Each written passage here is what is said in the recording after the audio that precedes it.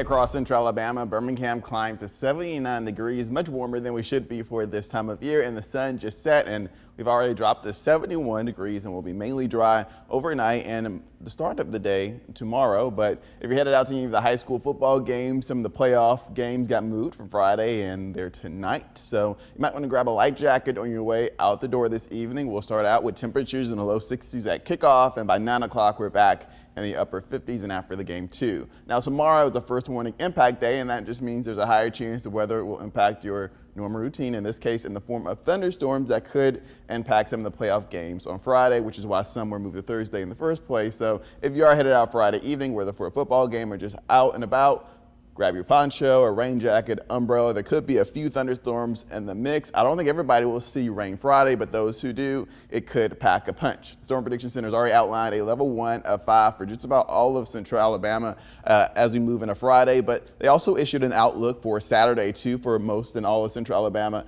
as well. Doesn't mean we're going to see a washout both the days. It just means that any showers or storms that do form could produce heavy downpours, some intense lightning, some damaging wind gusts up to 60 miles per hour, and even some large hail, especially on a Friday evening. Now, we'll start most of the day Friday dry. This is 7 a.m. At this point, mainly just clouds west of the I-65 corridor. By 1 p.m., still mainly dry. Can't rule out a few sprinkles, but we don't start seeing spotty thunderstorms until dinner time, 6 p.m. Bibb, Chilton counties, that's you guys, maybe even into Coosa and Tallapoosa County. Another batch in northwest Alabama over Walker, Fayette County, Winston, Marion, Lamar counties, that's you guys. Again, not everybody's going to see rain, but those who do could pack a punch. This is 6 a.m. Saturday, seeing some lingering showers here and there, but most of the day Saturday will be dry. It's not until late Saturday night, around 10 p.m., that we start to see a few more thunderstorms rolling from the southwest, becoming more organized, mainly along the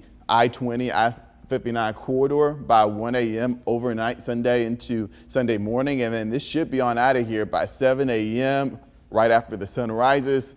And then big changes on the way. A blast of cooler weather is going to move in the rest of the weekend. This is 7 a.m. Monday morning, temperatures in the low 30s. That wind chill, though, talking about the 20s, that's what it's going to actually feel like, all thanks to this Arctic blast. Some Arctic air coming in from Ontario, moving southward, and it just lingers over much of the eastern United States until 7 a.m. Tuesday. And we're talking about actual temperatures in the 20s Tuesday morning too. And we really need to factor in that wind chill, especially on Monday. It's going to be very windy and it's going to remove that extra layer of warmth around our bodies and allow it to feel even warmer than that. Here's your 7-day forecast. Like I mentioned before, Friday is the first warning impact day. Highs in the mid 70s though. Saturday, if you're headed out to the LSU Bama game, we could see a few thunderstorms towards the end of the game, but I think by kickoff will be mainly dry. And then first warning impact days for Monday and Tuesday due to the cooler weather. Monday, we may not even get out of the 40s, and that wind chill, talking about the teens and the 20s. So make sure you bundle up on your way out the door both Monday and Tuesday.